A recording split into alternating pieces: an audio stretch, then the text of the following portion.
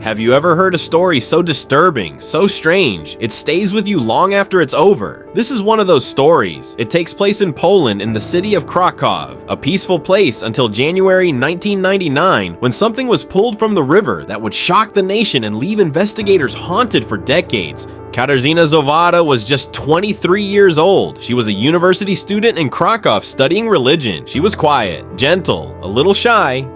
She didn't have many friends, but those who knew her said she was kind, sensitive. Katarzyna had been through a lot. Her father died just a year earlier. It hit her hard. She started missing classes. She became more withdrawn. On November 12th, 1998, Katarzyna didn't show up to class. She had a doctor's appointment that day too, but she never made it. She simply disappeared. At first, police thought she ran away. Maybe she was overwhelmed. Maybe she needed a break, but her mother didn't believe that. She said Katarzyna would never leave like that. Something was wrong. 2 months passed. Then, in January 1999, a worker on a pusher boat, a kind of cargo boat on the Vistula River, noticed something tangled in the propeller. At first, he thought it was clothing, or maybe trash.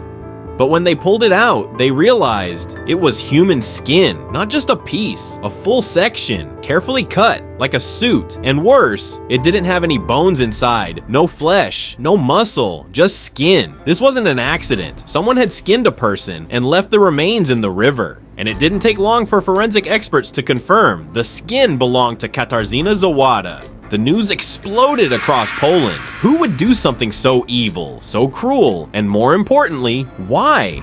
The case was unlike anything Polish police had ever seen. Some investigators even said it felt like something out of a horror movie. Over the next few days, more remains were found, a leg, some muscle tissue, but never the full body. There were signs that Katarzyna had been tortured. Her skin showed marks of long, sharp tools. Some believed the killer had studied anatomy. Others thought he was simply deranged. One theory was especially terrifying. Whoever killed Katarzyna may have worn her skin like a suit. It sounds unbelievable, but the way the skin was cut and preserved, it seemed like that was the goal, a human bodysuit. Despite a massive investigation, no suspect was found. Police interviewed over 600 people. They brought in experts from other countries. They used psychological profilers, divers, forensic artists, but the case went cold. For almost 20 years, Katarzyna's murder remained a mystery, and her mother, who had lost her husband and now her only child, never gave up hope for justice.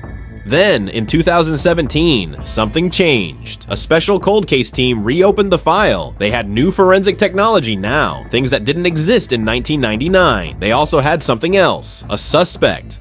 A man named Robert Jankowski. He had been questioned years earlier but was never arrested. Now investigators took a fresh look. Robert was a former soldier. He had training in martial arts, and he had a dark history.